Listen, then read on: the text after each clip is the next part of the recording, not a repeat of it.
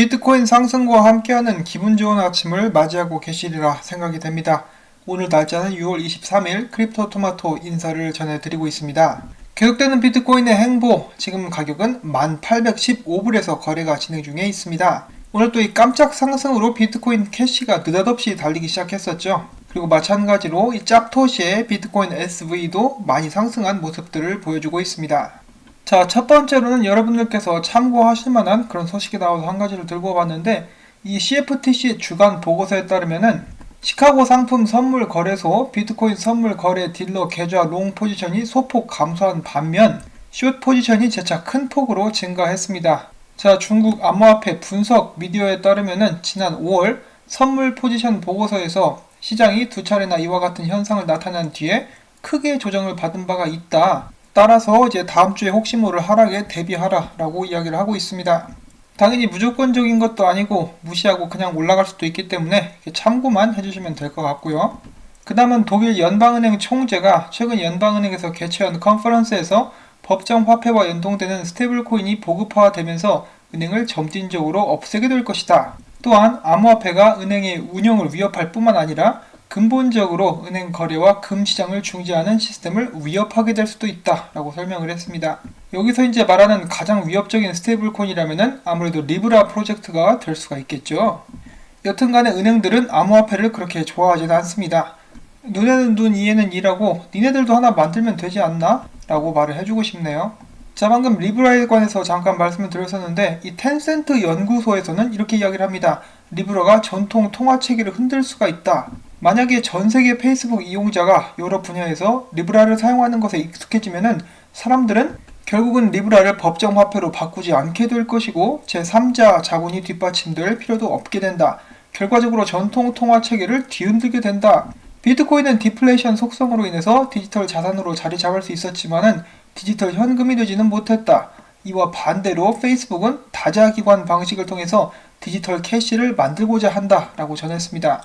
정말로 이런 식으로 흘러가게 되면은 마크 저커버그가 온 세상에 이 전 세계의 왕이 될 수도 있겠습니다. 자, 그 다음엔 이 세금 관련된 소식이 있는데 미국 국세청에서 IRS가 납세자들의 암호화폐 자산에 대한 모니터링을 진행하고 있다라고 밝혔습니다. 역시 세금 하나는 기가 막히게 띄어가려고 어느 국가든 난리를 치는 것 같죠? 미국에 계시는 분들은 이런 부분들을 참고로 하셔가지고 세금 관련된 문제가 생기지 않으시기를 바랍니다.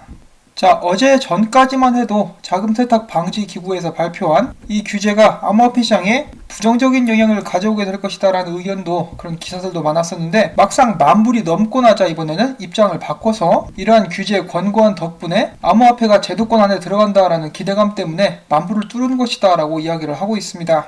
귀에 걸면 귀걸이, 코에 걸면 코걸이, 손가락에 걸면 손가락걸이가 아니고 반지. 자, 그런데 막상 업계에 있는 사람들은 이런 새로운 권고안이 굉장히 좀 우려스럽다라고 이야기를 하고 있습니다. 첫 번째로 이제 비트코인 코어 개발자 지미송은 FATF의 규정은 너무 가혹하고 요구에 도달하기 힘들다. 이는 미국이 막강한 권력을 과시하고 달러 패권을 유지하기 위한 방식이다 라고 비판을 했고요. 한국에서는 계속해서 이렇게 죽는 소리가 나오고 있습니다. 암호화폐 자금 세탁 방지 기술적으로 어렵다. 이게 말이 안 된다라고 이야기를 하고 있는 것인데요. 간단하게 두 가지 포인트만 찾아보게 된다면은 수신자 정보는 블록체인 특성상 신원 확인이 어렵다. 그리고 또한 거래 내용 및 수취인 정보 보고는 개인정보 보호와도 충돌할 수 있다. 이러한 문제들 때문에 각국의 블록체인 협회는 V20 서밋을 열고 국제자금 세탁 방지기구와 면담을 가질 예정입니다. 자, 과연 누나 나라도 깜짝할지 모르겠는데 부디 이제 모든 일이 잘 해결될 수 있기를 바랍니다. 자, 그러면서 이제 대한민국의 자랑은 아니고 대한민국의 창피, 빗썸은 국내 암호화폐 거래소 최초로 자금 세탁 방지 센터를 세운다라는 기사가 나왔습니다. 빗썸이 국내 암호화폐 거래소 최초로 자금 세탁 방지 센터를 개설하는데 투명한 거래 환경을 조성하고 국내외 관련 규제에 선제적으로도 대응하겠다는 취지다라고 하는데 이 투명한 거래 환경을 조성한다는 데에서 이제 폭소를 멈출 수가 없죠. 이건 뭐 범죄 20범 전과자가 연단에 서가지고 착하게 사는 법을 강연을 한다라고 하는데 뭐 잘 될 수 있기를 한번 바라봅니다. 어차피 지들 살라고 하는 행위겠지만 가두리나 좀 그만 쳤으면 좋겠습니다. 자, 그리고 계속되는 비트코인 상승과 함께 암호화폐 공포 탐욕 지수는 그냥 탐욕도 아니고 극단적 탐욕 지수를 나타내고 있습니다. 자, 이 모든 사람들이 간다, 달린다, 달린다 하니까 약간 불안한 마음이 드는 것도 사실이기는 합니다. 자, 그런데 이런 기사가 나왔어요. 트론 창시자 저스틴 선이 방금 전 SNS를 통해서 비트코인 1만 달러 회복 기사를 공유하면서 비트코인을 접하지 말라, 가치가 없다, 다단계 사기다, 실체도 없다, 한번 빠져들면 헤어나기 힘들다 등등의 비트코인을 비방하는 그런 글을 남겼다라고 하는데, 제가 최소한 이 저스틴 선의 트위터는 들어가 봤는데 그런 말은 한 적이 없습니다. 이거 아무래도 사기 기사인 것 같죠? 아무리 저스틴 선이 그래도 비트코인을 그렇게 욕할까요? 말도 안 되는 소리입니다. 자, 이거 기사 쓰신 분 변기통에 대가리를 박아주시면 감사하겠습니다. 자, 그 다음 계속해서 이어지는 저스틴 선 이야기. 저스틴 선이 이번에 단독 인터뷰를 했다라고 하는데, 이제 주제는 워렌 버핏과의 점심 식사, 무슨 이야기를 나눌까 였습니다. 자, 그동안 누가 함께 간다, 누가 저스틴 선과 동행할 것이다 라고 말이 많았었는데, 일단 초대한 사람들의 목록을 다시 한번 보면은 비탈릭 부테린, 우지한, 자오장평 못 온다고 했죠. 후비그룹 대표 마찬가지로 못 온다고 해서 대타를 보낸다라고 했습니다. 자, 이에 대해서 버핏 회장은 이메일 서한을 통해서 저스틴 선과 그의 친구들을 만나기를 기대하고 있다. 즐거운 점심 식사 시간을 가지게 될 것이다 라고 이야기를 했습니다. 저스틴 선과 그의 친구들, 이제 마치 이제 할아버지가 손자들이 놀러 온다라고 하니까 파티를 열어주는 듯한 그런 느낌이 들고 있죠. 속으로는 이 가짜는 것들 어디 한번 덤벼봐라 라고 이야기를 하고 있을지도 모르겠네요. 자, 아무튼 저스틴 선에게 물어봤습니다. 버핏 회장과 어떤 이야기를 나눌 예정인가요? 저스틴 선은 이렇게 이야기합니다. 양자간 자료 공유 서비스인 비트토렌트가 트론과의 통합을 통해서 블록체인 산업에서 훌륭한 유즈 케이스를 만들어내고 있다는 것을 이야기할 것이다. 비트토렌트를 인수한 지 1년 후인 지금 우리는 비트토렌트 스피드, 암호화폐 지갑 등 새로운 기능을 월 1억 명 이상 활성 사용자들에게 서비스를 하고 있다.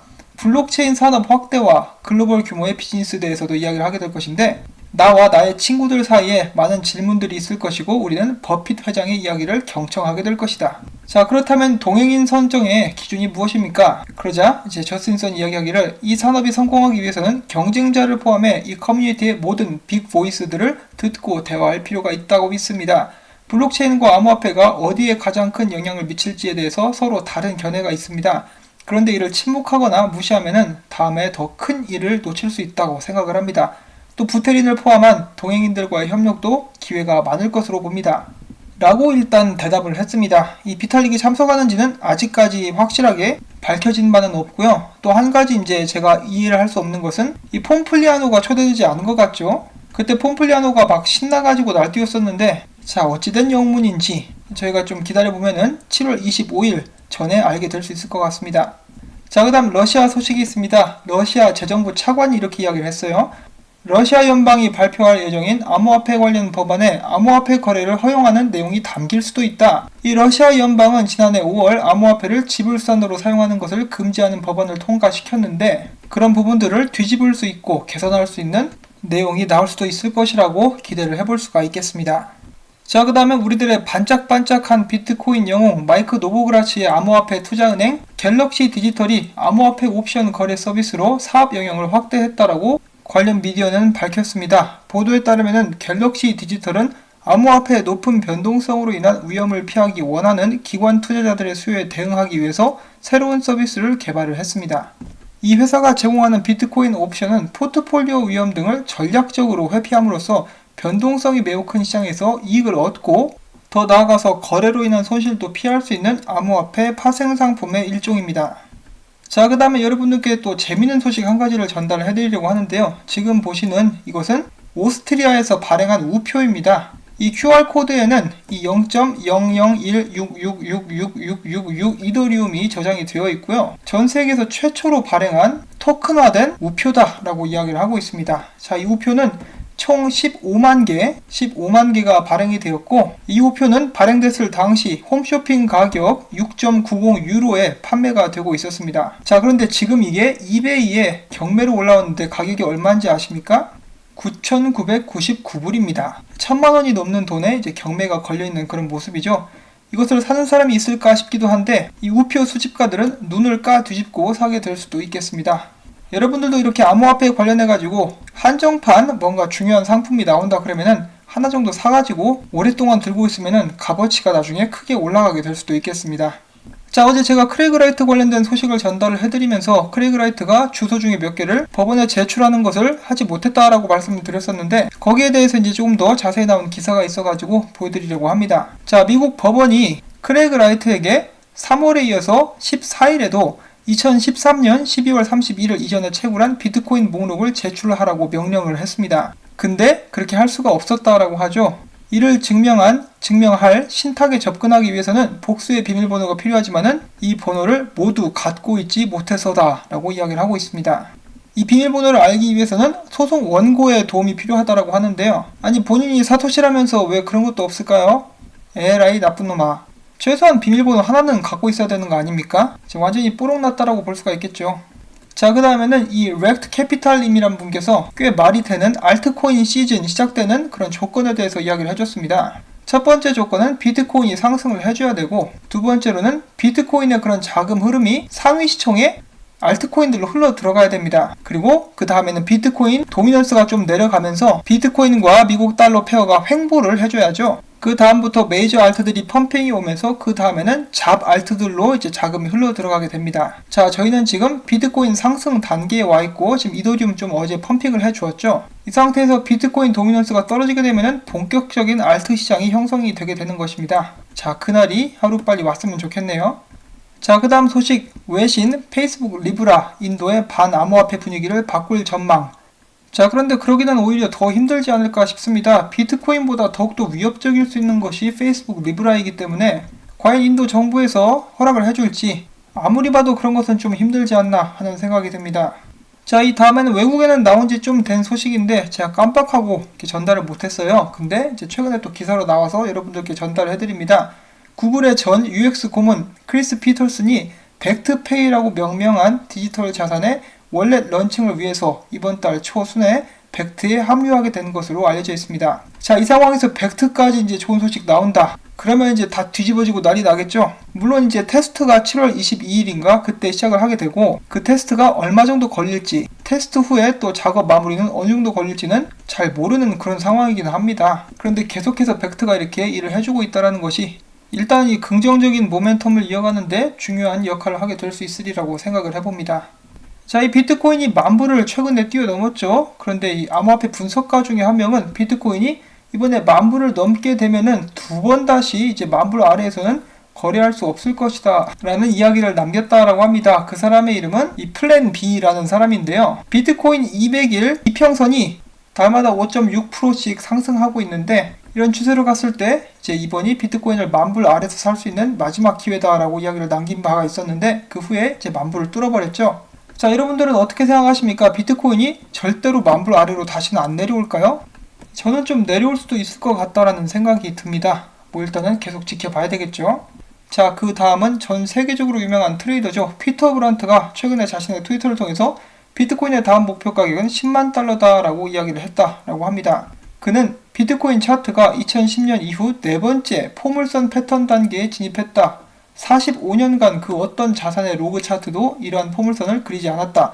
비트코인은 유일무이한 시장이다 라고 이야기를 했다 라고 남겼습니다. 자, 피터 브란트 같은 경우는 한 2달 전 정도만 했어도 이 비트코인이 2,000달러까지 떨어지게 될 것이다 라고 이야기를 했었는데, 혹은 4,800불 이 정도까지 말이죠. 이번에는 또 이런 식으로 이야기를 했다라고 하니까 그만큼 이 시장이 급변하고 있는 것은 아닌가 하는 생각이 듭니다. 조시 레이저가 이야기합니다. 다음 비트코인의 저항선은 11,700불인데 여기를 넘어가면은 이제 좀 기분이 좋아해도 좋을 것 같다, 뭐 이런 식으로 이야기를 했어요. 자, 그리고 이 다른 트윗에서는 또 이런 말도 남겼는데, 이 10,000불에서 11,700불 사이에서 조금 조심해라. 그리고 수익 실현할 수 있으면 그런 것도 조금씩 하면서 주의를 기울여라 라는 말도 남긴 바가 있습니다.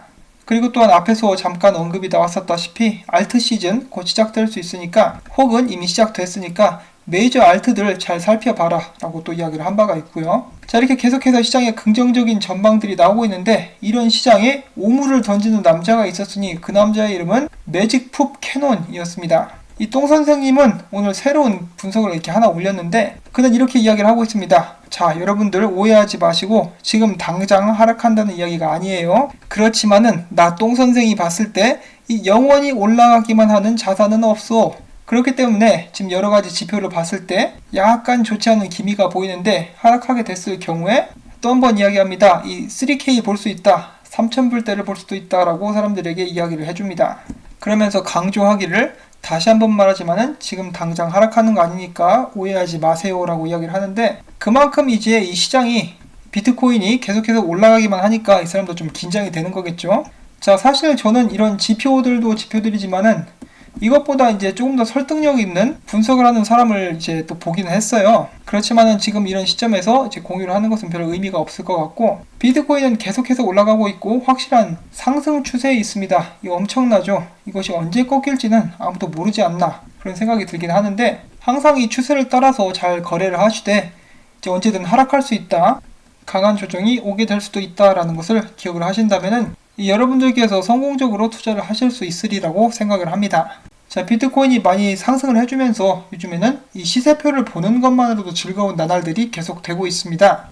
그렇지만은 너무 지나치면은 여러분들께서 일상생활을 하는데 방해를 받으실 수도 있고 이제 주무시는데 방해가 될 수도 있기 때문에 그런 부분도 잘 관리를 하시면서 투자를 하신다면은 더욱더 성공적인 투자자가 될 수가 있겠죠. 자, 보고 계시는 사진은 또 잠깐 상식 같은 것인데 저는 잘 몰랐습니다. 이 불꽃에는 그림자가 없다라고 합니다. 자, 오늘도 시청해주신 여러분들께 감사의 말씀 전하면서 영상이 도움이 되셨다면 구독과 좋아요, 그리고 제가 계속해서 이렇게 열심히 일을 할 수 있도록 광고 시청을 처음부터 끝까지 꼭 봐주시기를 부탁을 드립니다. 이 바쁘신 분들은 광고를 켜놓고 다른 일들을 보셔도 이렇게 듣기만 하셔도 저에게 큰 도움이 되기 때문에 이런 부분에서 여러분들의 지원을 부탁을 드리면서 전 다음에 새로운 소식 가지고 또 찾아뵙도록 하겠습니다. 행복하고 즐거운 일요일 되시기를 바랍니다. 안녕히 계십시오.